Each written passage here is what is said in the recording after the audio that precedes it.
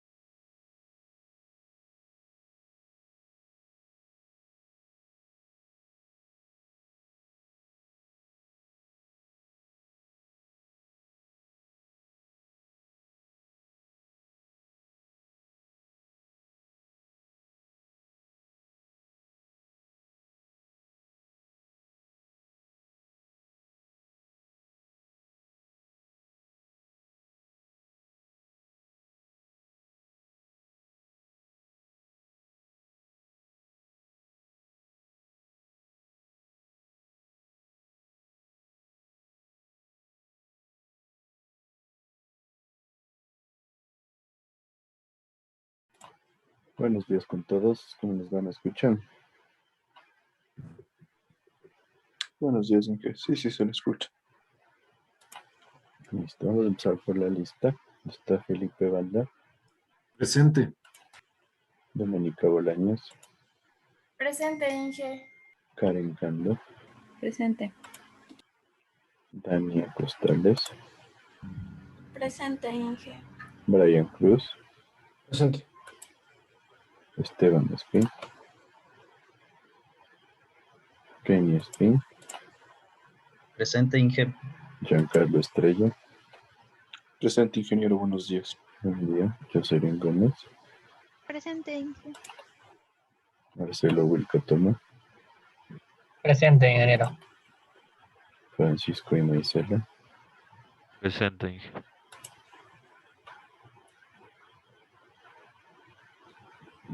Michelle Jacome, Presente, Inge. Anderson Lara, Steve López, Presente, Inge. Juan Martín Narváez, Presente. Alex Ortega, Presente, Inge.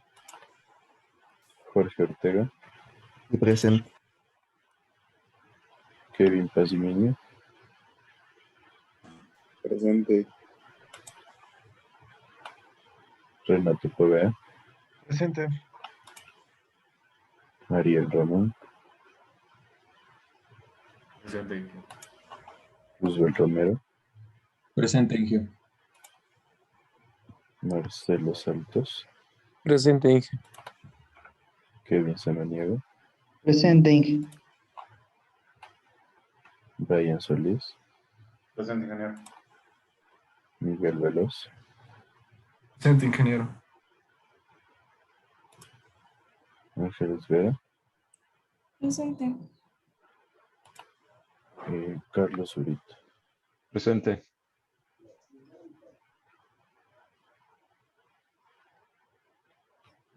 Listo. Inge, disculpe, ¿me puede poner en la lista? Ahorita me acabo de conectar. ¿Quién me dice? Yo, Lara, Anderson Lara.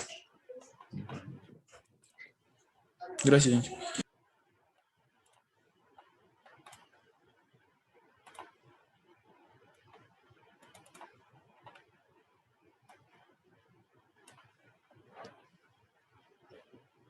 Un segundito.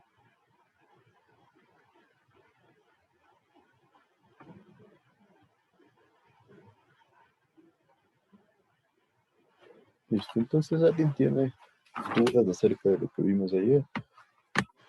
¿Está todo claro? Y en el otro curso que, por ejemplo, acá se les generaba ciertas dudas porque en el ejercicio 3 del acuífero es confinado. Entonces hablábamos de que para determinar la permeabilidad, nosotros ocupamos como M el espesor del acuífero confinado. Acá, si nosotros estamos determinando la velocidad para determinar Reynolds, también la determinamos en función de todo el acuífero confinado. Asumimos que todo el acuífero confinado está cubierto de agua. Mientras que el número de Reynolds, como nos dice que lo determinemos en el pozo de observación,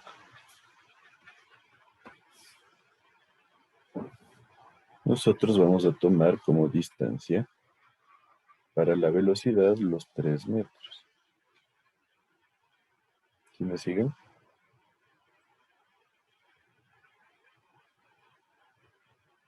Sí.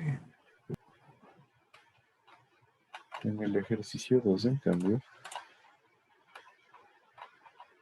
como estábamos sacando nosotros la velocidad para determinar el número de Reynolds en el pozo de captación, esta velocidad la sacamos con 2 veces el radio de 38.1 centímetros, que era el radio del pozo, y M ya corresponde solo a 15.7 metros. Esta es la parte que les generó confusión y valdría la pena revisar. Aquí tienen el 15.7 metros porque este era el pozo de captación y teníamos un abatimiento de 11.3 metros y la altura H nos quedaba de 15.7 metros. Entonces aquí la altura H es donde tenemos agua dentro del pozo. Entonces si tenemos solamente agua ahí, utilizamos estos 15.7 metros como parte de la velocidad. No sé si eso ya está ahí claro. Hice una consultita. ¿Qué pasó? Por ejemplo, o sea, si en cualquiera de los ejercicios nos salía el número de Reynolds mayor a 5, era flujo turbulento. Ahí, por ejemplo, ¿qué se puede hacer, o sea, para hacerle laminar? O sea, ¿tenemos que volver a recalcular un nuevo diseño o qué sería? Es que no le podemos hacer laminar, eso significaría que hay demasiado flujo y que las ecuaciones que tenemos de Darcy, que es de donde nace todo, ¿no es cierto? La ecuación que relaciona gradiente hidráulica con permeabilidad para obtener la velocidad, no funcionaría en ese caso. Entonces ya en ese caso nos tocaría hacer otro tipo de estudios. No es tan común que pase eso, pero sí toca hacer otro tipo de estudios y habría que ver pozos para identificar cuál realmente es la velocidad del flujo y la permeabilidad del flujo. ¿Está claro ahí? Muchas gracias. Entonces, claro, no es algo que pase muy continuamente, pero hay que tener en cuenta que sí En ese caso ya no funciona la ley de Darcy porque ya deja de ser el número de Reynolds menor a 5.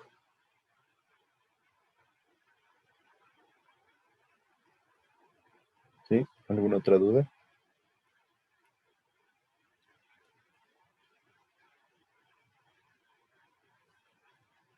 ¿Qué me dice?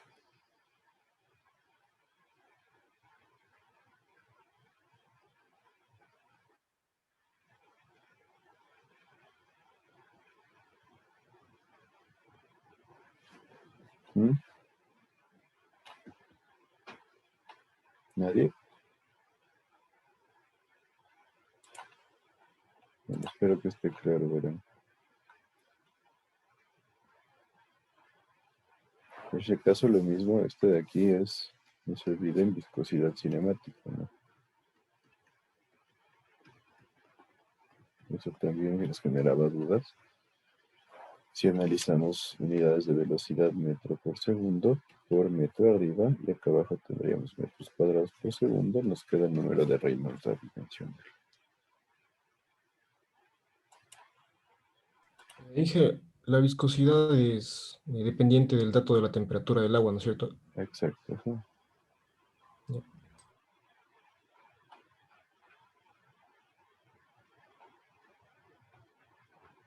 Listo, entonces creo que ahí estamos más claros. Vamos a continuar con lo que son pozos, y enfocado a los pozos profundos. Nosotros tenemos 3 grandes tipos de pozos, que son los excavados, los hincados y los perforados. Los excavados normalmente se los hacen manualmente, con una persona excavándolos, o en algunos casos con cierta maquinaria que nos ayuda a la excavación. Los pozos excavados son los más pequeños, no llegan a profundidades demasiado grandes. Aquí en nuestro medio normalmente no utilizamos mucha maquinaria, a menos que sean obras ya importantes, obras grandes, porque se vuelve muy caro. Pero en otros países normalmente se vuelve un problema de seguridad ocupacional, lo que es excavar profundidades mayores a 1,5 metros, a veces 1,80. Entonces hay que tener en cuenta que aquí, no sé si han visto, pero un pozo para agua o un pozo séptico, normalmente lo excavamos manualmente y a veces llegamos a 15 o 20 metros sin problema. ¿Alguien ha visto ese tipo de excavaciones? Por lo general no suele darse eso en las zonas rurales. O sea, para poder tener acceso al agua y todo eso que saben hacer ellos mismos. Sí, en muchos casos en zonas rurales, pozos de agua especialmente. Y ahora en las zonas urbanas aquí tenemos un abastecimiento, yo diría, bastante bueno, al menos en alcance. Pero también hay bastantes zonas que son un poquito alejadas que tienen sus pozos sépticos, ¿no? Entonces, para hacer esas excavaciones se vuelve bastante compleja la excavación, porque imagínense 15, 20 metros de profundidad y excavarlo manualmente es algo que se hace aquí y es algo que no debería hacerse debido a la recomendación de que se puede caer parte del talud, por ejemplo, porque normalmente en los pozos de agua o pozos sépticos se le entiba el primer tramo, pero normalmente la práctica típica aquí es que esta altura no sea más de 1,50 m, 2 metros. Y si aquí tenemos todavía 12, 15 metros, todo esto no queda entibado, entonces dependemos un poco de la estabilidad del suelo. Entonces, si una persona lo hace manualmente, claro, el entibado lo suelen hacer al final, cosa que ya es un error. El entibado debería hacerse al principio para darle más resistencia al suelo. Entonces, si alguien está aquí parado o cogiendo la polea para ayudar a sacar el material, se reduciría mucho la posibilidad de que se genere una caída de material sobre la persona que está abajo. Entonces ya se vuelve mucho más peligroso. Entonces preguntaba si alguien ha visto, porque algo típico que pasa cuando alguien está excavando un pozo es que dice que le cogió el mal aire. Entonces, el mal aire normalmente está relacionado a que tenemos eh, azufre o algún tipo de gas atrapado que se libera y les genera una sensación diferente a los trabajadores. No sé si alguien ha visto eso. No suele decir también que eso suele darse por los que saben estar, o sea, cerca de algún, como es, o sea, de los desechos y esas cosas también, o sea, cuando hacen la excavación como tal. O sea, saben ser ahí que hacen en las morrenas y todo eso. Sí, exacto, se puede encontrar con varios tipos de elementos, ¿no? Y algo común es que haya ojos de agua o que haya eh, afloramientos, y esos afloramientos a veces pueden tener azufre, pueden tener nitratos en algunos casos, y eso genera como que ese cambio de ambiente cuando se los libera, porque se empiezan a expulsar los gases. Entonces, mucha gente le atribuye, la creencia popular le atribuye a la a que existen malas energías o algo por el estilo, por eso le hablan del mal aire.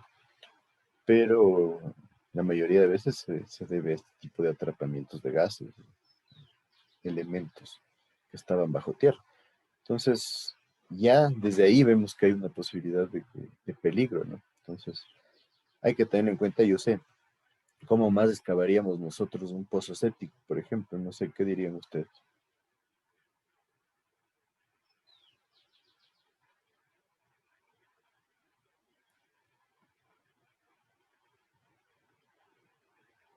¿Qué me dicen?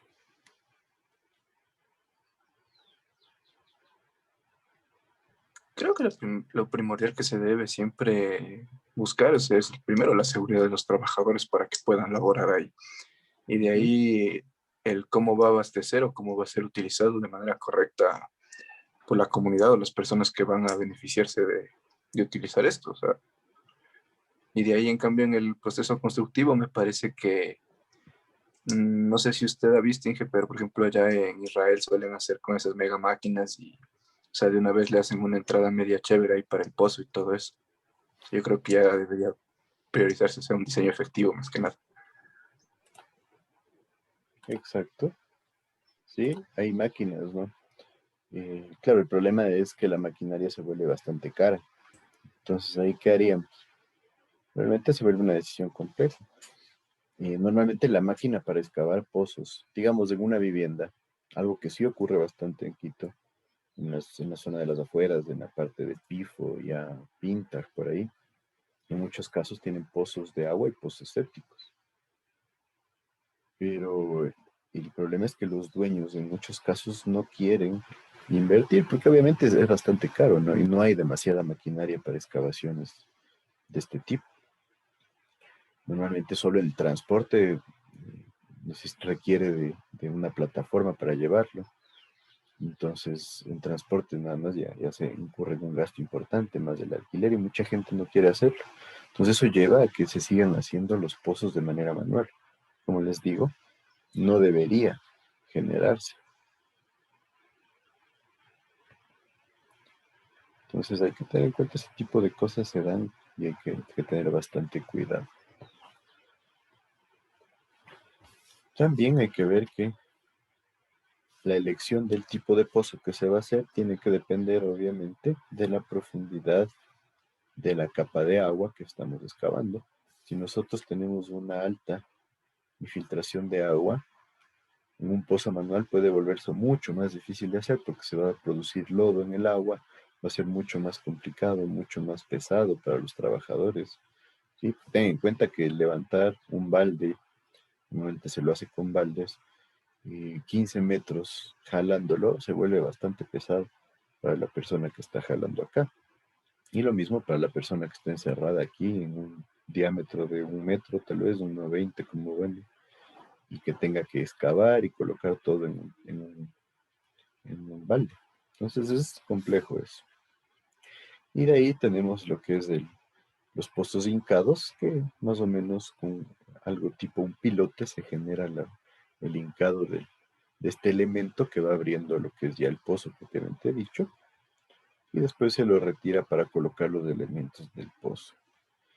Y el perforado, en donde se utiliza un elemento tipo un tornillo sin fin, y este tornillo lo que hace es ir extrayendo lo que es el suelo de tal manera que se vaya abriendo el pozo. Entonces, obviamente, estos dos son mucho mejores opciones, pero son bastante caros. Y algo que sí influye es el diámetro posible de excavación. Si nosotros necesitamos un pozo con un diámetro mayor, ya vamos a ver, pero el diámetro va relacionado con el caudal que nosotros podemos extraer.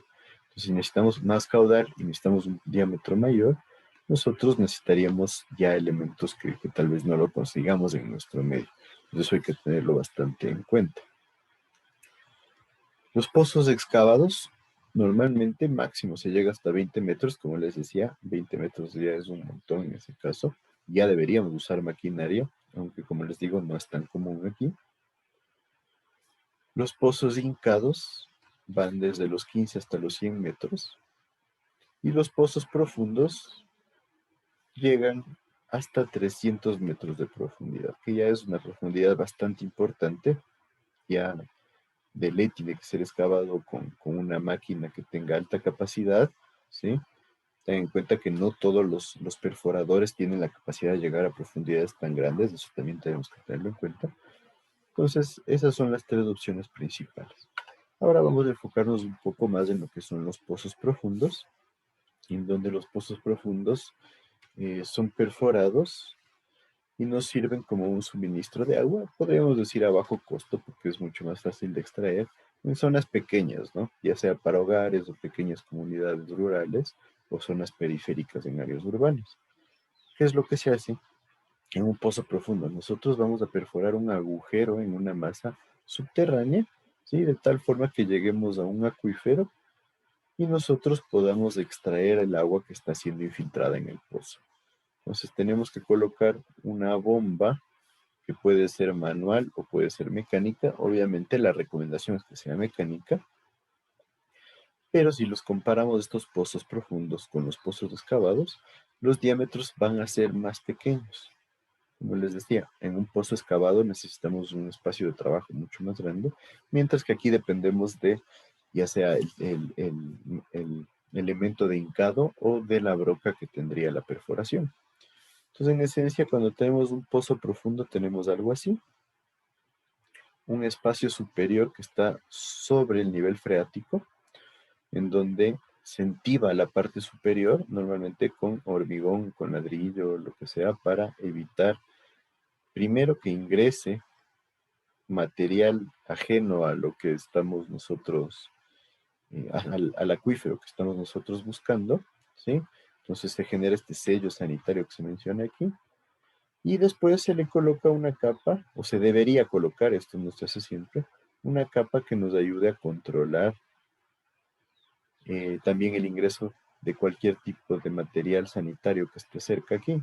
Por ejemplo, podría haber un pozo séptico por aquí cerca que podría generar ingresos de agua, entonces hay que tener cuidado de eso. Lo mismo podría haber una tubería de alcantarillado que comúnmente pueden presentar fugas o fallas y eso también podría generar una contaminación. Entonces, este hormigonado y este relleno arcilloso impermeable lo que buscan es proteger a nuestro pozo de cualquier posibilidad de infiltración. De ahí tenemos el revestimiento del pozo, que es una especie de carcasa. Esta carcasa es el entubado del pozo que vamos a colocar nosotros. Entonces, tenemos este taponamiento que lo hacemos con material impermeable y adentro un tubo que es el que genera ya la estabilidad propiamente dicha del pozo. Abajo de este revestimiento nosotros ya tenemos el empaque de grava. El empaque de grava ya vamos a ver qué es, pero en esencia es un filtro en el cual nosotros tenemos material rocoso, material de grava, preferiblemente redondeada, lisa, en donde nosotros generemos un filtro para que el material del acuífero no pueda empezar a desmoronarse o a socavarse y a ingresar a nuestro pozo. Es una medida de protección. Y dentro de esto nosotros tenemos la rejilla, que se recomienda colocar la rejilla también como un material filtrante, primero para evitar que ingrese el material de grava a nuestro pozo, también para que ingrese menos material de diámetros pequeños a nuestro pozo, ¿sí? Y para que se genere una especie de filtro por donde va a pasar el agua hacia nuestro pozo. Entonces, esos son todos los elementos con los que nosotros contamos en un pozo profundo.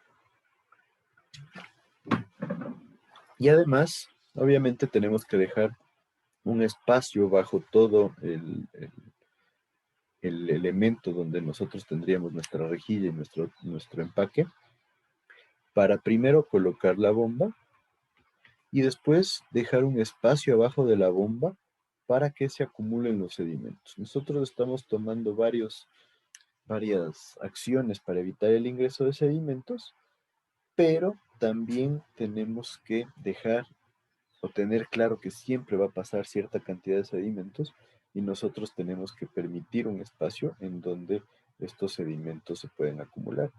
Si me siguen hasta ahí, ¿cómo estaría conformado este pozo profundo? Sí. Inge, ¿y el proceso constructivo de esto, qué tan complicado es? O sea, por lo que dice que se le manda hasta unos 300 metros aproximadamente. O sea, obra no es complicado, si en verdad, o sea, ponerle ahí la rejilla y todo eso hasta abajo. Claro, o sea, ahí es importantísimo que la excavación sea totalmente vertical, de forma que estos elementos se puedan ir colocando sin problema. Entonces sí se generan ciertas complicaciones, pero bueno, eso sí sucede en todas las obras, ¿no? Todas las obras tienen su parte complicada. Entonces hay que cuidar un montón acerca de qué es lo que se está haciendo en el momento de la excavación, porque si se empieza a generar una excavación que no sea totalmente vertical, el peligro es que no puede ingresar fácilmente la rejilla, después la grava y el tubo. Entonces sí hay que tener mucho cuidado, pero se puede hacer, no es algo imposible de hacer. ¿Está claro entonces cómo sería la concepción de generar estos pozos profundos?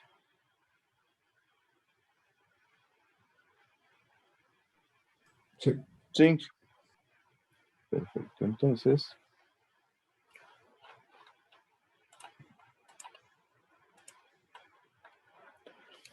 veamos las ventajas y desventajas. Primero, el pozo profundo se genera ya vimos, con perforación o con hincado, entonces es mucho más rápido.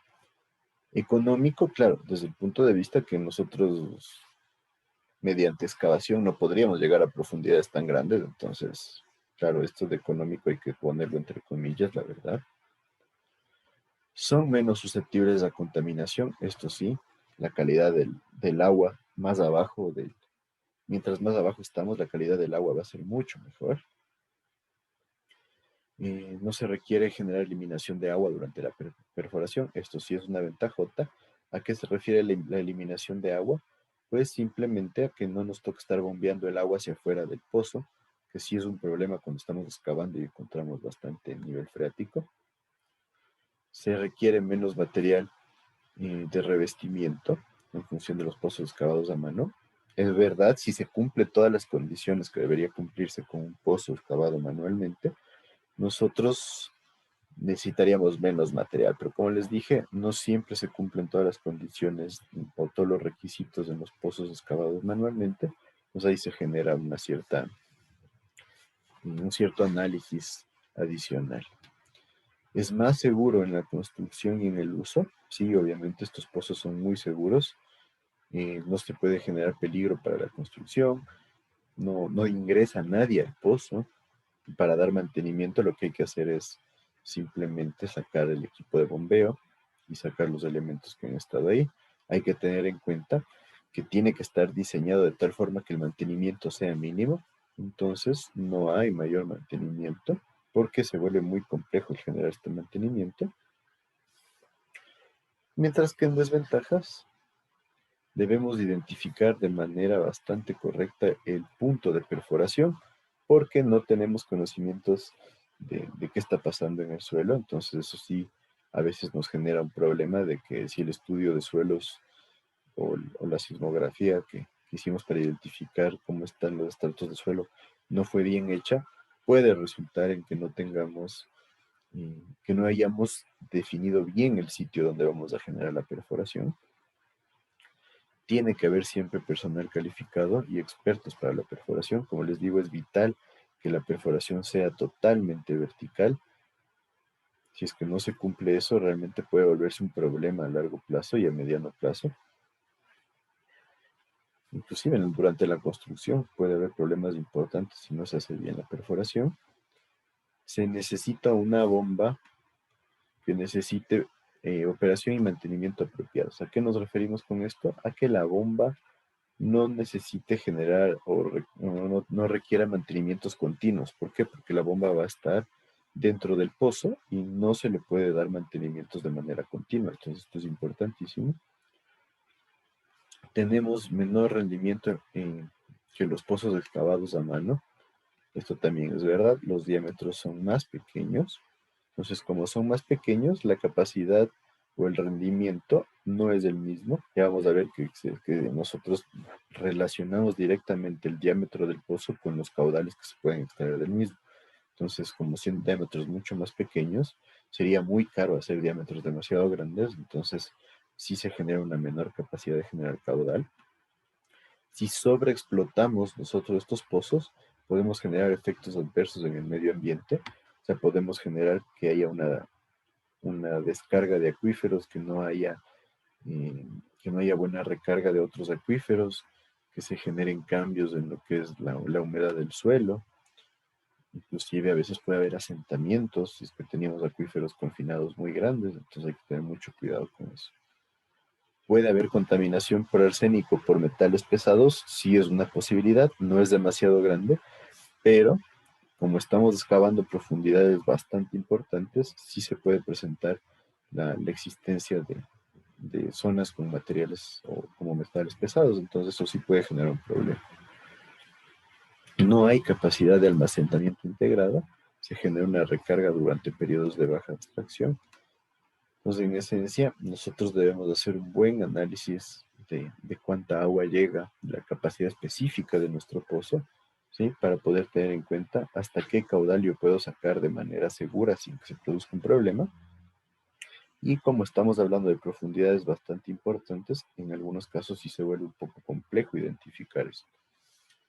Entonces vemos que hay varias ventajas, varias desventajas, pero en esencia, en zonas que son áridas, los pozos profundos son una necesidad. En los pozos profundos a veces no hay forma de captar agua, ¿sí? ¿Y cómo se trata la cuestión de la contaminación? Porque si que hay la posibilidad de que se presente el arsénico, entonces me imagino que primero va a haber prioridad para la salud y va a tener que ser analizado de alguna manera, ¿no es cierto? Claro, hay que tener en cuenta ahí que habría que incluir un tratamiento especial para deshacernos de los metales, ¿no? Entonces, y del arsénico también, o sea, normalmente ahí ya nos tocaría generar mayor inversión en lo que es el tratamiento del agua, y eso es una desventaja, ¿no? Entonces, esa posibilidad está. Normalmente la calidad es mucho mejor que el agua superficial, recuerden eso, pero hay que tener en cuenta que si se encuentra algún tipo de material como el arsénico, sí se puede generar un incremento de costos. Sí. Entonces, para el diseño de pozos profundos, nosotros debemos considerar que para el dimensionamiento tenemos que tomar en cuenta el tipo de acuífero que nosotros vamos a captar, las posiciones de los niveles freáticos estático y de bombeo o dinámico para el caudal que vamos a explotar. O sea, hay que tener en cuenta dónde está el nivel del agua. También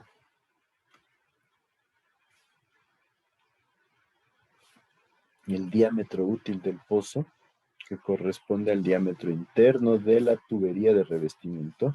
No se olviden que les dije, tenemos que hacer el pozo, generar un tubo de revestimiento y después tendríamos el empaque de grava, un relleno de material en la parte donde ya no se necesita el empaque de grava y la rejilla en la parte baja. Entonces, es importante que nosotros tengamos clarísimo cuál es el diámetro interno de la tubería y el diámetro propio del pozo, ¿sí? Para ver qué separación se genera entre los dos. Como les digo, no podemos excavar pozos del diámetro que exactamente queremos nosotros, sino nos tenemos que regir a lo que hay en el mercado.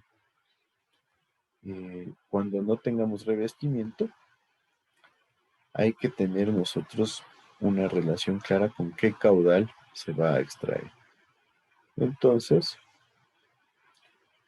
nosotros vamos a relacionar directamente qué caudal podemos extraer como valor ya recomendable en función del diámetro de la tubería que vamos a utilizar.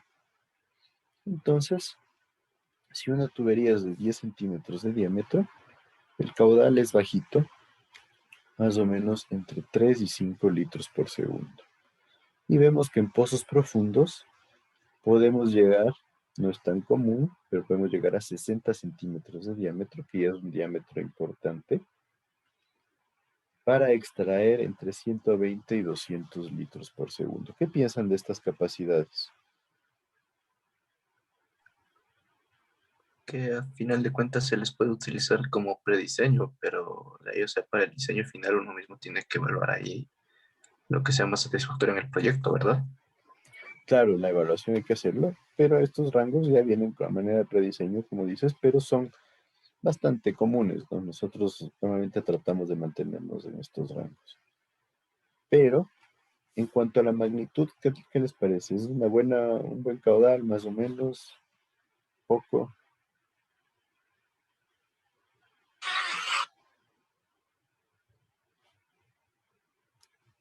¿Qué creen?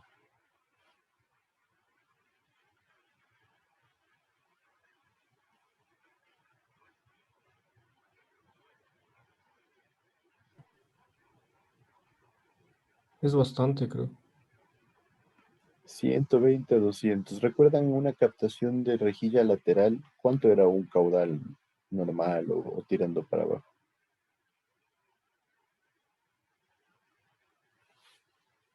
¿Alguien se acuerda?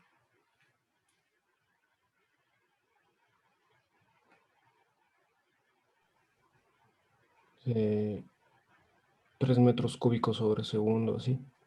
Sí, 3 metros cúbicos por segundo. Un caudal normal. Un caudal bajito para una captación de rejilla lateral podría estar alrededor de 1,5 metros cúbicos por segundo. Entonces, miren, con un diámetro grande, en un pozo profundo, podríamos llegar a 0,2 metros cúbicos por segundo.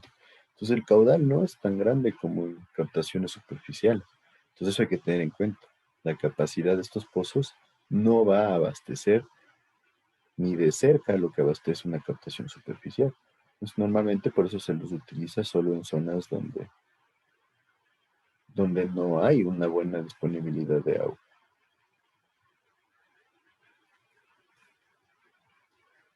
El pozo, como les dije antes, tiene que ser perfectamente vertical, de manera que se pueda instalar todos los elementos sin ningún problema. Y se pide por lo menos unos 5 centímetros de holgura para generar el mantenimiento de la bomba, o sea, para la extracción de lo que es el equipo de bombeo.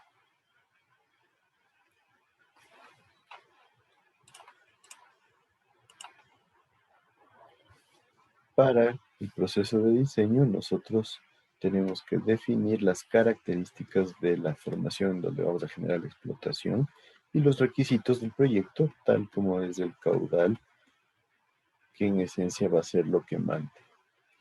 Hay que tener en cuenta que se recomienda que la profundidad llegue al fondo del acuífero que nosotros queramos utilizar como fuente de abastecimiento, ¿sí? Para que de esta forma nosotros tengamos el mayor abatimiento posible, o sea, la mayor cantidad de agua que llegue a nuestro pozo. En todo caso, se va a perforar 3 metros adicionales debajo de la rejilla que vamos a colocar nosotros para poder facilitar el anclaje del pozo y, como les decía, disponer un espacio en donde acumulemos los sedimentos.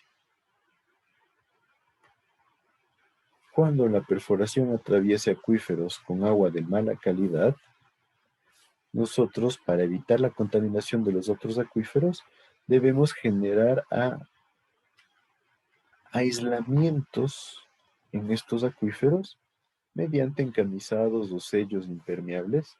A veces se utilizan sellos de arcilla o geomembranas. La geomembrana va a ser muy difícil de colocar, eso hay que tenerlo en cuenta. Entonces, este proceso es un poco complejo para llevarlo a cabo, pero es necesario porque si no se toma acción, nosotros podríamos contaminar todo el agua del pozo que estamos generando. Entonces, eso podría llevar a costos mucho más altos en lo que es el tratamiento del agua. Así que tenemos que tener mucho cuidado y buscar generar estos encamisados o sellos. Les digo, realmente es un poco difícil, pero hay que tener en cuenta que es totalmente necesario. Siempre en donde está el acuífero se va a instalar una rejilla. El tamaño de la rejilla va a depender de ciertos factores que ya vamos a verlos más adelante. Hay que ver que la rejilla posea aberturas adecuadas. Hay que determinar cuáles van a ser las aperturas de la rejilla. Y algo importante ahí es que la rejilla no la podemos mandar a fabricar. Es mucho más fácil contar o utilizar con las rejillas que los fabricantes tienen a la mano. Entonces, un poquito nos toca a nosotros adecuarnos a cuáles son las rejillas comerciales. Y tenemos que ver que esta rejilla esté en la capacidad de soportar los esfuerzos tanto verticales que se van a generar, ¿no es cierto? Vamos a tener una longitud vertical bastante importante, entonces se va a generar presión sobre la rejilla, y de la presión lateral que viene dada por el empaque de grava, por el relleno que se hace en la parte superior, etcétera, etcétera. La apertura que tenemos nosotros debe permitir que el agua fluya sin problema y retener a la arena que va a tratar de llegar a nuestro pozo. Como les digo, funciona como un filtro. Cuando tenemos nosotros acuíferos en zonas rocosas en donde el agua se filtra a través de grietas o fallas, podríamos pensar en prescindir la rejilla porque obviamente ahí no vamos a tener ingreso de demasiados materiales de sedimentos. Pero en la mayoría de casos nosotros nos vamos a enfocar en que sí necesitamos una rejilla. Hay que considerar que la rejilla produce pérdidas de carga. ¿Qué significa eso? Que la rejilla va a disminuir la velocidad con la que llega el agua al pozo. Entonces estas pérdidas hay que tenerlas en cuenta y van a depender del tipo de fabricante y del tipo de rejilla que utilicemos. Son bajas pérdidas porque la velocidad con la que llega el agua es baja, pero van a demorar un poco lo que es la llegada del agua a nuestro pozo. ¿Cómo tendríamos entonces el sistema? El material del acuífero normalmente va a ser arenoso o tener un contenido importante de arena porque es un material permeable. Colocamos el empaque de grava de tal manera que funcione como un filtro para evitar que se empiece a disgregar el material de acá. Y la rejilla afuera del empaque de grava. De esta forma la rejilla también funciona como un filtro y funciona como un sostén para detener este empaque de grava. Entonces, de esta manera nosotros evitamos que ingresen muchos sedimentos a la zona baja, pero obligatoriamente va a haber cierta acumulación de sedimentos. ¿Sí está claro entonces cómo sería el funcionamiento? Inge, una consultita. Eso es para solamente pozos profundos, ¿verdad? Pero cuando es, por ejemplo, un pozo, como quien dice, hasta unos 15 metros, así nomás, ¿difiere bastante el proceso ahí o no necesariamente? En esos casos normalmente ya va a depender del tipo de material que tengamos ahí, ¿no es cierto? Si es que es un pozo para extraer agua, significaría que el nivel freático está súper alto. En la mayoría de casos lo que buscamos nosotros es tomar el agua ya que se va a ir acumulando en el pozo. Así que en la realidad no se le suele dar mayor tratamiento o mayor tipo de recubrimientos como estamos viendo aquí. ¿Se lo puede poner? Sí, podemos poner un empaque de grava, una rejilla, sería perfecto. Pero ya yéndonos a la parte práctica, mucha gente no lo usa, sino simplemente deja que se acumule el agua y tome el agua del pozo. En pozos profundos es obligatorio. ¿Por qué? Porque si se empieza a producir una socavación, eso puede generar el colapso del pozo.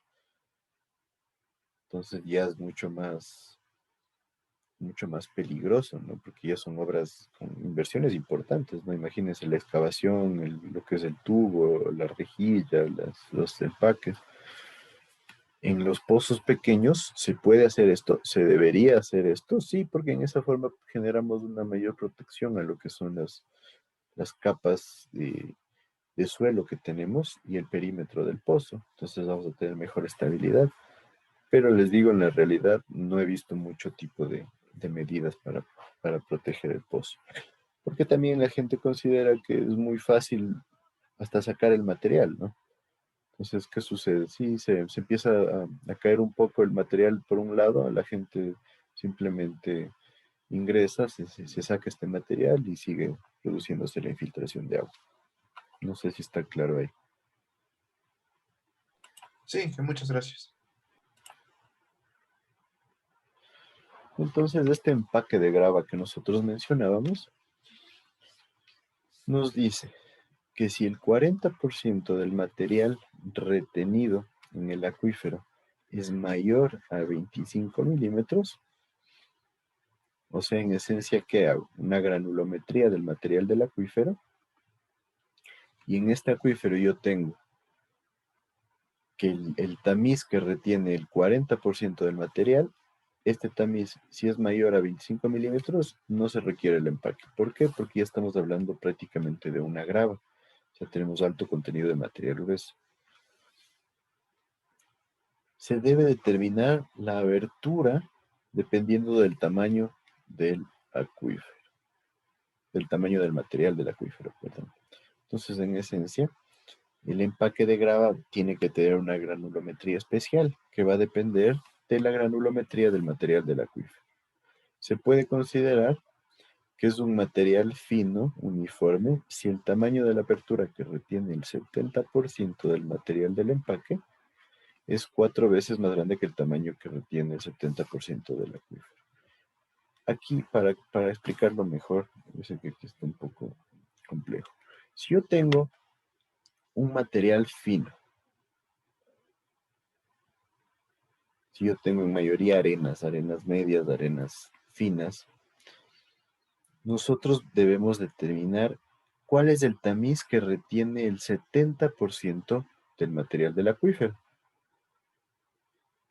Y la granulometría que nosotros vamos a darle a nuestro empaque de grava tiene que ser 4 veces mayor para este 70% que retiene el material. Es mucho más fácil comprender esto con esta gráfica. Si yo tengo como mi granulometría del acuífero, ¿no es cierto? Yo voy a determinar aquí el tamaño de la malla que retiene el 70% acumulado del material del acuífero. Entonces, si este material nos vamos a que es una arena fina o una arena media, yo voy a trabajar con diferentes factores para determinar la granulometría de mi material del empaque de grava. ¿Cómo lo hago? Si es que, por ejemplo, este material que retiene el 70% está entre el 0.06 a 0.25 milímetros, yo hablaría de una arena fina. Si yo tengo una arena fina, el factor va a ser 4 veces esta apertura del tamiz que retiene el 70% del material del acuífero. Yo le multiplico por 4 y tengo el tamaño de la apertura del empaque de grava. Entonces, ¿qué hago? Separo esta distancia, que sería 4 veces la apertura del acuífero, y genero una curva granulométrica paralela. No sé si está más fácil de entender así. Esa curva puede ser interpolada debido a que, por ejemplo, a veces se saben saltar los valores o suele haber discrepancia de resultados. o no necesariamente eso sucede. ¿Pero a qué te refieres con discrepancia de resultados? Por ejemplo, o sea, cuando uno trabaja en el laboratorio, o sea, ya tiene ahí una curva predefinida, como quien dice, o Ujú. sea, una curva base. Y cuando Sí. le hace los ensayos y todo eso de las granulometrías de los agregados, Ajá. a veces sabe salir media disparado, o sabe coger una tendencia media rara. Por eso le preguntaba si eso se puede interpolar así para que tenga más congruencia en los resultados. A ver, es que en O- esencia, ¿de dónde sale esta curva? De la granulometría que hagamos en el material del acuífero. Ujú. Entonces, debemos identificar el 70% y vemos si es que tengo arena fina, arena media, arena gruesa. Con el 70% identifico, supongamos que es arena fina. Yo tengo que el factor para el empaque de grava va a ser 4. Entonces, este tamaño yo le multiplico por 4 y tengo este punto de acá. ¿Sí? Entonces, ¿qué sucede? Yo lo que tengo que hacer es generar una gráfica paralela a la gráfica del acuífero, pero desplazada, podríamos llamar. Y esta gráfica ya va a representar una granulometría totalmente diferente, obviamente con unos tamaños mucho mayores. Y obviamente, como dices tú, esa granulometría puede que tenga variaciones ya en el material que nosotros tenemos en el laboratorio. Pero por eso nosotros generamos esta granulometría para mandar a preparar material específico en el laboratorio que cumpla con estas condiciones. ¿Sí? Entonces mandamos a hacer una mezcla de material para utilizarlo como el material necesario para el empaque de grava. No sé si ahí me siguen más. Sí, sí, que ya sí ya le tengo claro lo que sí. Ujú. Ya le Entonces, en caché. esencia, claro, hacemos el estudio, determinamos cuál es la granulometría del acuífero, determinamos si es fina, media o gruesa, y en función de eso utilizamos los factores para generar esta curva paralela que nosotros mandamos a fabricar en el laboratorio. ¿Sí? ¿Todos me siguen con eso?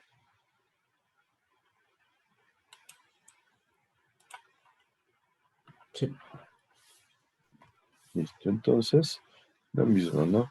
Cuando tenemos material fino, factor de 4, cuando tenemos material medio, factor de 5, y grueso, factor de 6. Este empaque de grava se utilizará en los pozos y se generará el escogimiento del material tal cual como les mencioné, dependiendo del tipo de material fino que tenemos, ¿no es cierto? Si es que estamos hablando de un material con alto contenido de finos, de gruesos o de material medio. Entonces hay que tener en cuenta que tenemos que para este material del empaque de grava, hacer una comprobación. Esta comprobación nos sirve para que nosotros podamos estar seguros de que tenemos un material homogéneo o más o menos homogéneo. Entonces, tenemos que determinar un coeficiente de uniformidad que debería ser menor o igual a 2.5. Entonces, esto también va de la mano en que tengamos una grava limpia, redondeada y lisa. O sea, que tengamos un material uniforme que esté limpio, o sea, sin bastantes finos. Redondeado, esto es preferible para lo que es el material filtrante. Y liso también para que no genere demasiadas pérdidas de carga con el agua. No hay que tener más del 5% de material calcáreo, ¿sí? Y este coeficiente, mientras más cercano a 1, nos va a dar un material más uniforme. O sea, vamos a tener grava de mayor uniformidad o grava de un tamaño mucho más similar. Entonces, el coeficiente de uniformidad se lo toma como el diámetro que retiene el 10%, perdón, el diámetro que retiene el 60% sobre el diámetro que retiene el 10%. Y tiene que ser menor o igual a 2.5. Eso ya lo vamos a ver en el ejercicio para que sea más fácil de entender. El espesor que nosotros manejemos para el empaque de grava va a estar entre 7 a 20 centímetros, ¿sí? De forma que no sea un espesor demasiado grande, ¿sí? Porque obviamente tengan en cuenta que los diámetros de excavación del pozo no son demasiado grandes, entonces no podemos ocupar todo el diámetro con el empaque de grava. Entonces nuevamente aquí están las granulometrías que tenemos que hacer. Y no se olviden que este material tenemos que mandarlo a hacer en el laboratorio de tal manera que nosotros podamos estar seguros de que cumple los requisitos de granulometría y de uniformidad. En cuanto a las aberturas de la rejilla, en formaciones homogéneas, con arena fina uniforme, la abertura será del tamaño que retenga el 40 al 50% de material retenido acumulado. Esto es una recomendación. Hay que tener en cuenta que nos da un rango y ese rango va a depender de ciertos factores. En cuanto a formaciones homogéneas donde hay bastantes gravas y arenas y gravas gruesas, perdón, la apertura de la ranura va a ser del tamaño que retenga entre el 50 y el 30%. Nos da un poquito más de rango para definir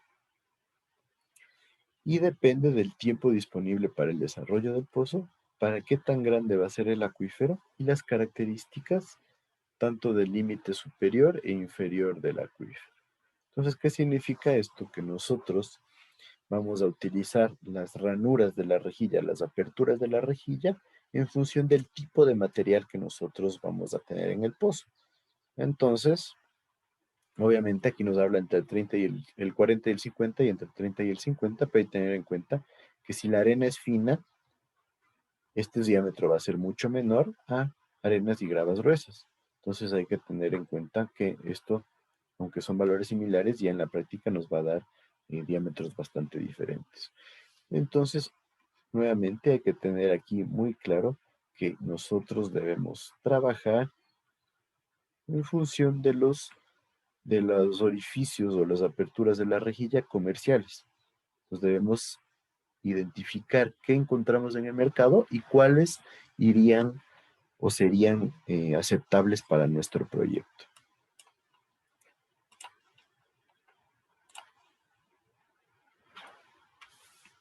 Lo mismo, si existen capas acuíferas de material fino sobre capas de material grueso, nosotros debemos extender en las aperturas de la rejilla del material fino por lo menos 60 centímetros dentro de del material grueso. De esta forma nosotros aseguramos que si es que hay mezcla entre estos dos materiales, no ingrese a nuestro pozo. Entonces, en esencia, ¿a qué se refiere esto?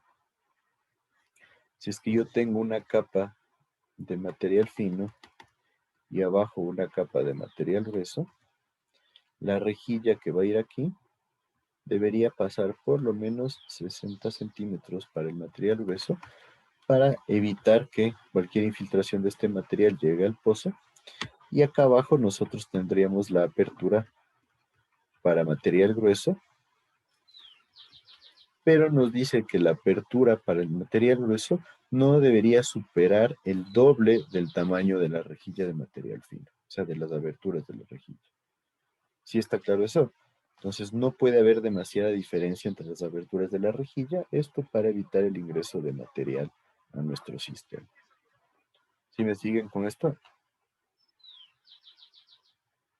Esas aberturas de la rejilla son independientemente de la forma que tengan los barrotes o Es que también eso. normalmente no es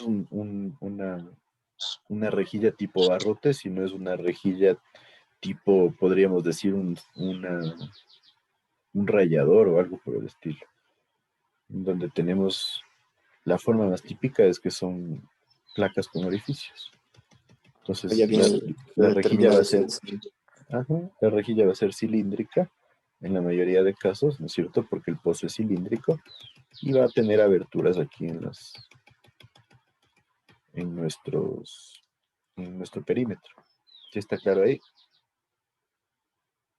Sí, ahí ya está más claro. Ujú. Gracias. Bueno, ahorita ya me han pasado de las 10, así que tengo unos 5 minutos.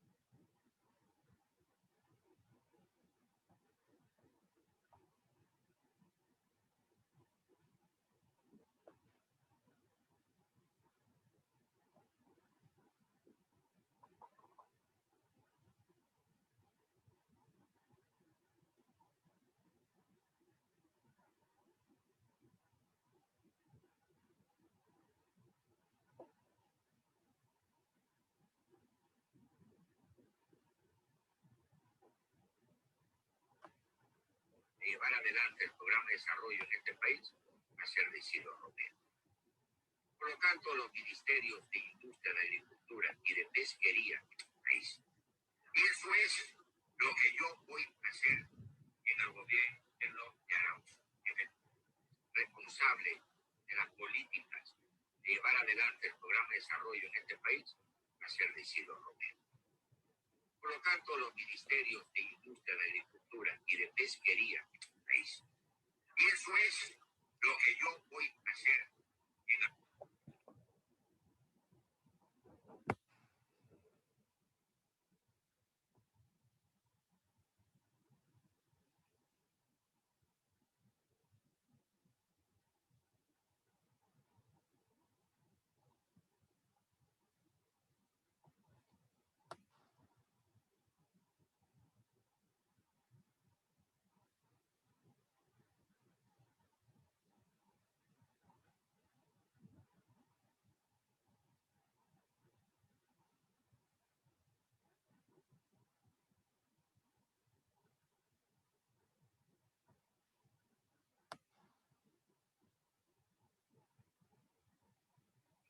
Por favor, atención con las imágenes. Yo productor, póngalas. Vea. Un guardia se percata que unos manes van entrando allí con malas intenciones y repele el ataque. Señores, bien repelido. Y me hago responsable de lo que digo. Perdónenme. O son ellos o soy yo como guardia de seguridad. Por favor, se percata de que los manes ya iban a la movida y ahí continúa el cruce de tiros. Valentía del guardia de seguridad. Perdóneme, señor Jumble, yo me responsabilizo. Usted tranquilo. Usted tranquilo, señor Jumble. Yo me responsabilizo lo que digo. Tranquilo, Ali. No te preocupes. El guardia está en lo correcto.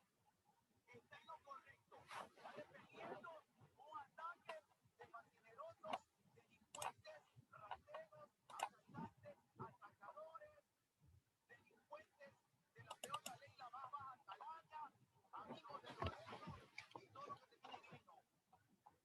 Miren esto, miren, se percata y Blum contigo, bala contigo, correcto, señoras y señores.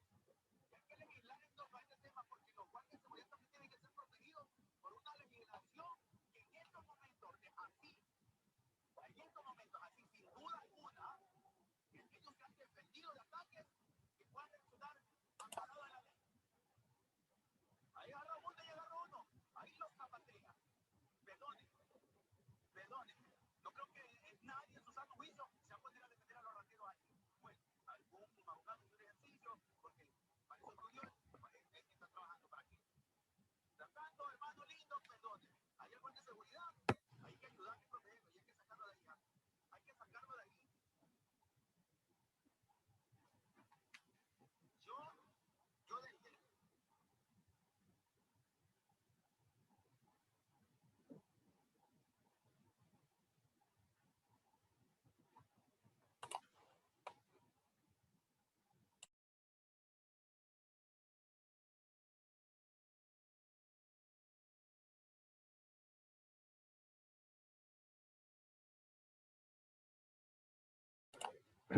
Continuamos entonces.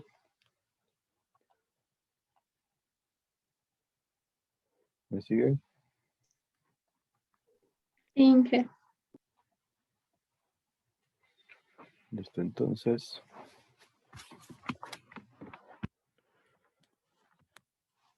En cuanto a la rejilla a la apertura de la rejilla, no se olviden, tenemos varias condiciones que cumplir, ¿sí? Pero siempre las rejillas comerciales son las que deben estar consideradas.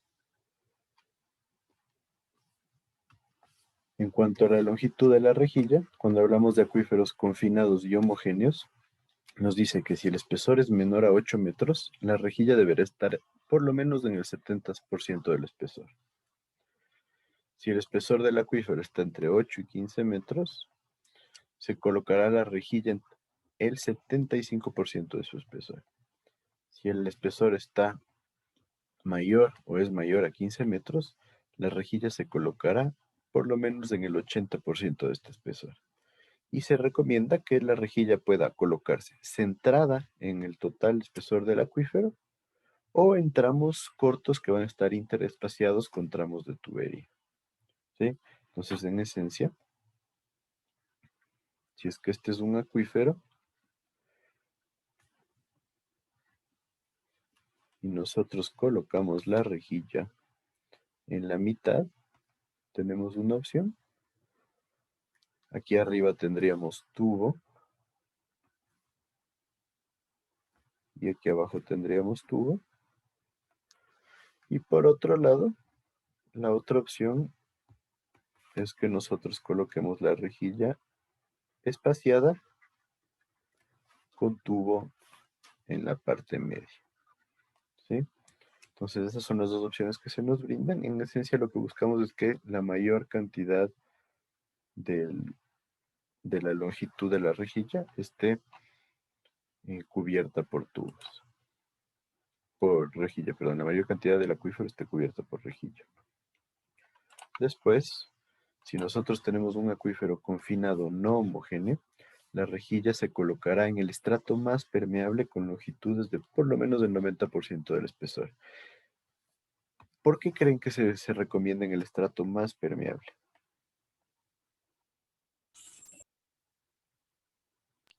Porque para diseñar, o sea, se tiene que tomar en cuenta la condición más fuerte, o sea, donde va a haber más paso de agua. Exacto, donde va a haber más paso de agua. Además de que probablemente la capa más permeable es la capa que tenga mayor contenido de material suelto como arenas, ¿sí? Y va a ser más fácil que se disgregue.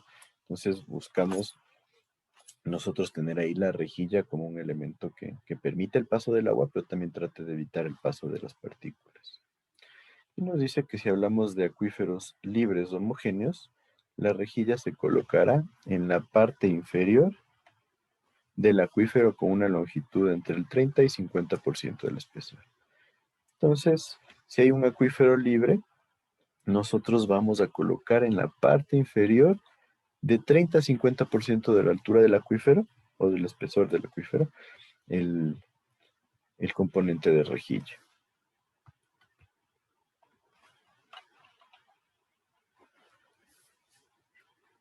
Para acuíferos libres no homogéneos, nosotros colocamos la rejilla en la parte inferior del estrato más permeable con una longitud entre el 30 y el 50% del espesor. Pues nuevamente, si es que hay capas homogéneas y no homogéneas, sí se diferencia. En las no homogéneas, el estrato más permeable es el que nosotros debemos permitir que tenga un buen ingreso de agua a nuestro pozo. El nivel de bombeo para acuíferos confinados no debe estar más abajo que el nivel superior del acuífero. En esencia, ¿qué nos está diciendo esto? Si es que yo tengo un acuífero confinado, nuestro acuífero está acá abajo, el abatimiento no debería llegar más abajo que la parte superior del acuífero confinado. Y cuando hablamos de acuíferos libres, nos dice que el nivel de bombeo no debe ir más abajo que la parte superior de la rejilla. Recuerden que la rejilla se coloca del 30 al 50% del espesor, entonces nosotros deberíamos tener que el abatimiento llegue hasta sobre este nivel de la rejilla, el nivel superior de la rejilla.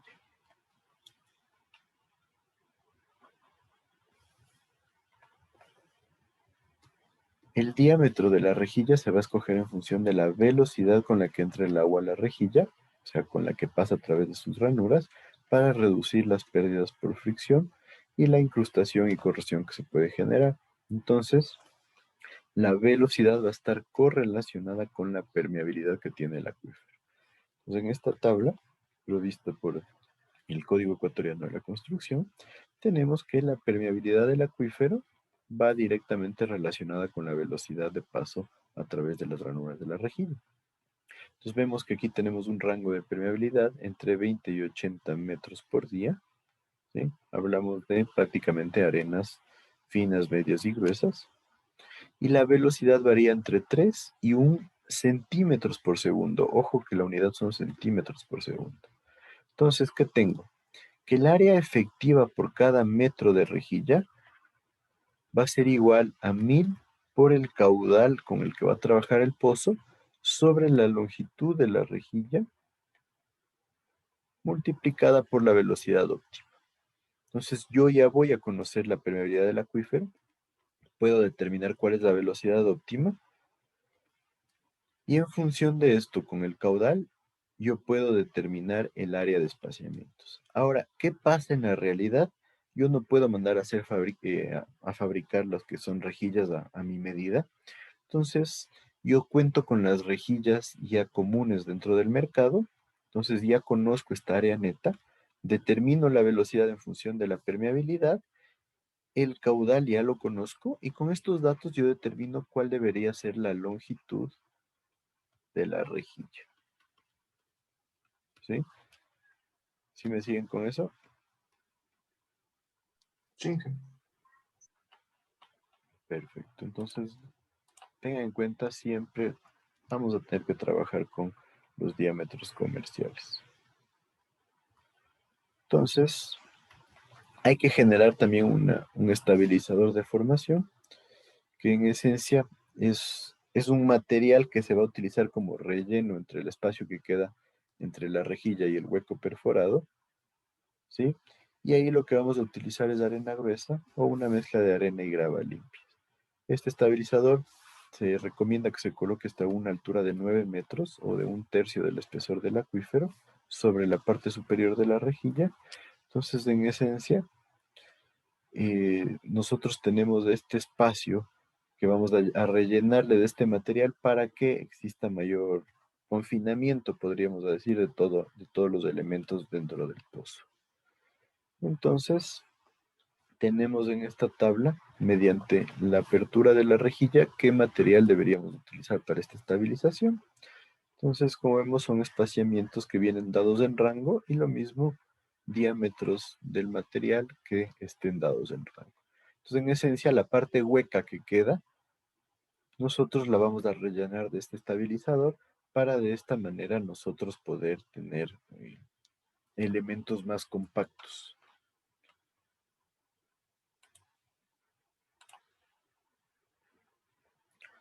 Entonces, vamos a empezar a hacer este ejercicio. Vamos a avanzar un poco. Con el otro curso no avancé tanto, así que no quiero desplazarme demasiado con ustedes. Así que avancemos un poquito de este ejercicio y ahí quedamos. En esencia, queremos diseñar un pozo profundo para un caudal de 50.47 litros por segundo. Conocemos la estratigrafía. Tenemos el nivel freático, 22.9 metros bajo el nivel del suelo. Tengo una arcilla limosa que funciona con un estrato impermeable y nuestro acuífero confinado con una arena que tiene un coeficiente de permeabilidad de 20 metros por día con un espesor de 20 metros. Estos son los datos correspondientes a la granulometría de nuestro material del acuífero, ¿sí? En función del porcentaje de material retenido acumulado. Y les dejo que copien.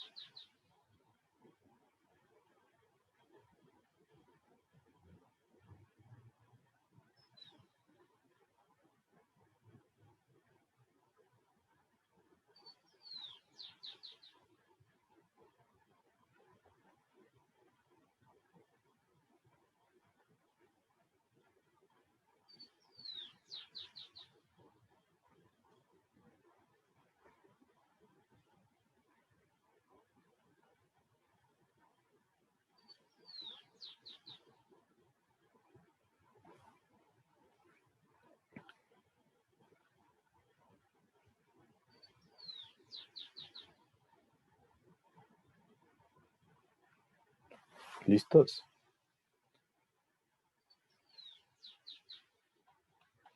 Sí, Inge.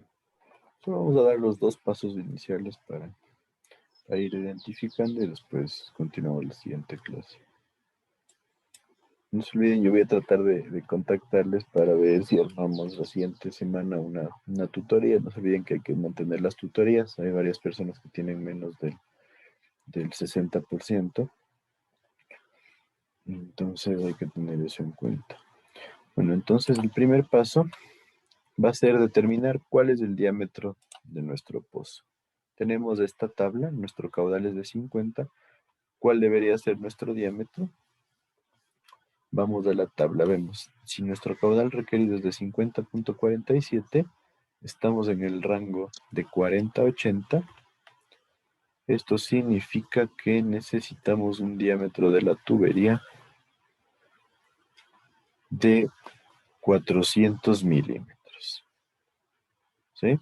Entonces nosotros definimos que el diámetro de la tubería va a ser igual a 400 milímetros.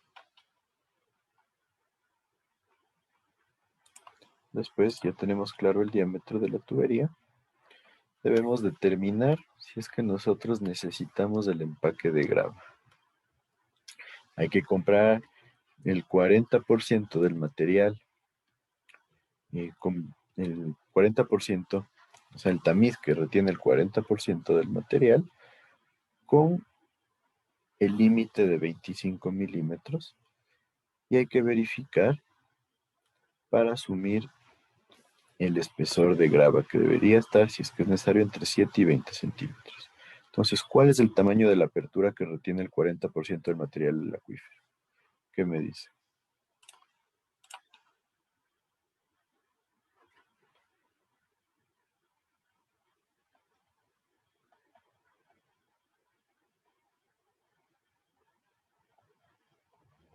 ¿Qué debería ser?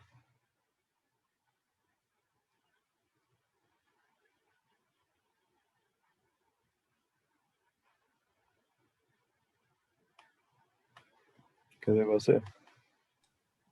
Pues si es que es el 40%, tal vez no es una interpolación entre el 18 y 46. Entre el 18 y 46. ¿Sí? En esencia es lo que deberíamos hacer. Por facilidad para ustedes, primerito, deberíamos generar una gráfica.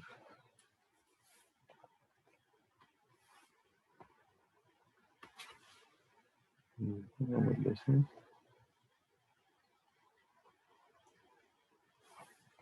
En donde nosotros podamos graficar nuestro cuadro, ¿no es cierto? ¿Qué nos decía nuestra granulometría? Que con un tamaño de 6 sobre 1000 retiene el 90%.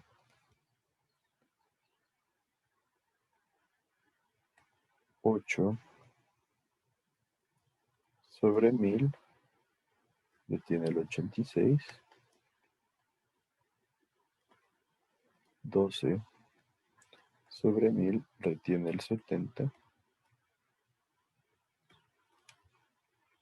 De ahí tenemos 16 retiene el 46. Y bastante más abajo. 18 retiene 23 retiene el 18.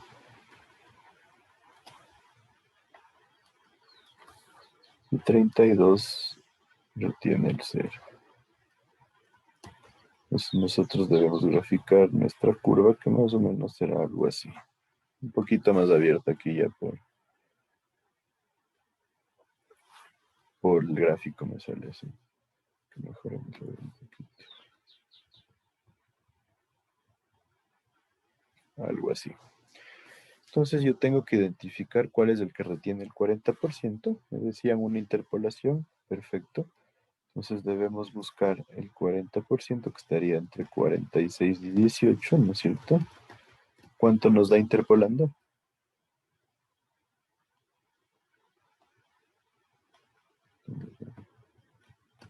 Bueno.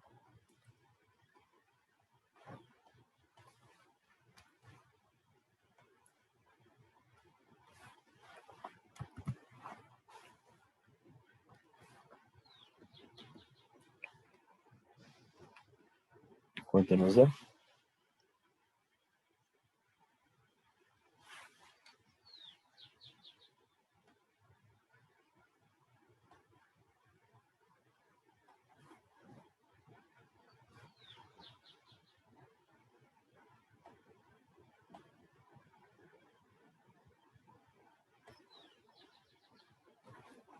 ¿Qué me dicen? ¿Cuánto nos da?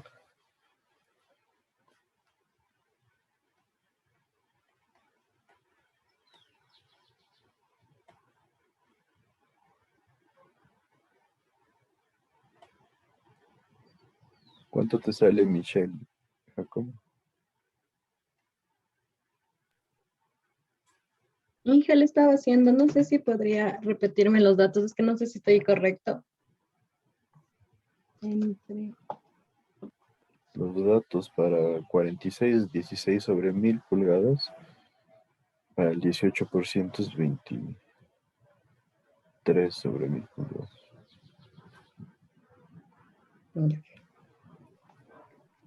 sí.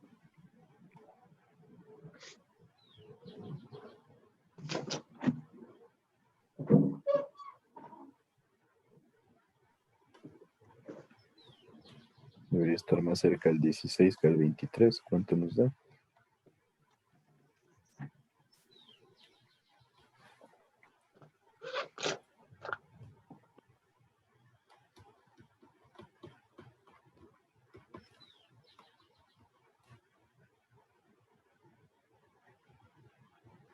¿Qué pasó? Verán que es una interpolación simple.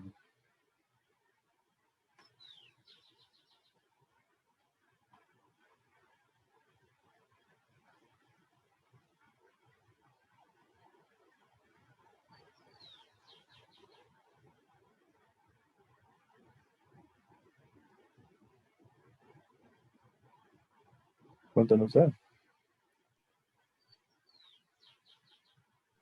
17.5. 17,5 pulgadas sobre 1000. Esto en centímetros, ¿cuánto sería? O en milímetros más bien. Porque vamos a comparar con 25 milímetros.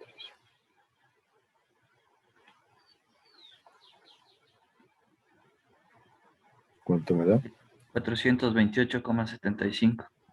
Milímetros, no creo. Sí.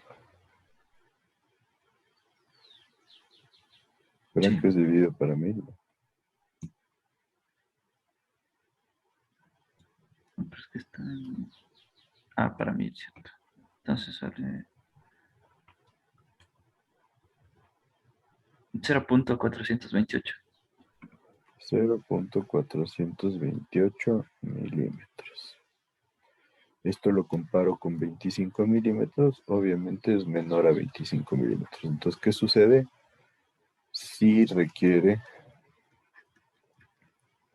empaque de grava. Debo definir un espesor. ¿Qué espesor definen?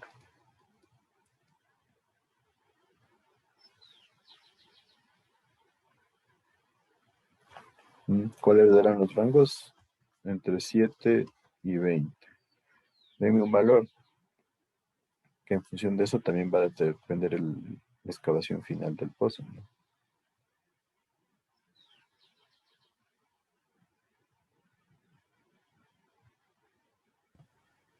0,13. Dicen 13, realmente va bien, pero tengan en cuenta que normalmente siempre hay que tratar de redondearle un poco, ¿no? Pero quedémonos con el 0,13. El paso siguiente ya va a ser determinar cuál va a ser la curva granulométrica del material del empaque de grava. Así que eso, como no llegué hasta acá con el anterior curso, vamos a dejarlo para la siguiente clase. ¿Hasta ahí alguien tiene alguna duda?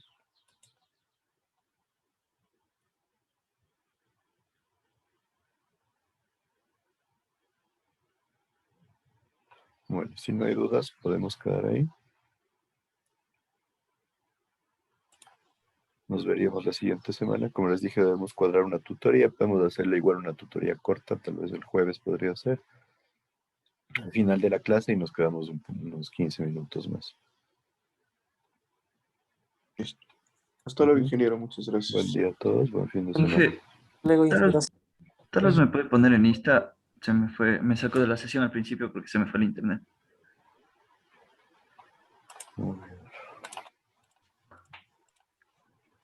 Hasta luego, Inge.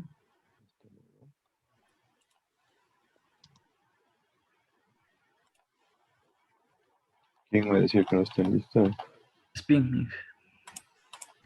Ok, listo. Ya, gracias.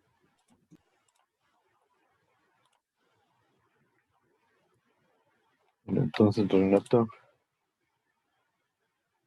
tienes más o menos 30 minutos todavía. Sí. Entonces, tienes que subir toda la información. No te olvides todos los detalles que tienes que incluir y que esté bien especificado, porque de eso dependerá la parte teórica. ¿Sí? Bueno, Inge. Listo, entonces te dejo ahí. Espero tu examen. Ya.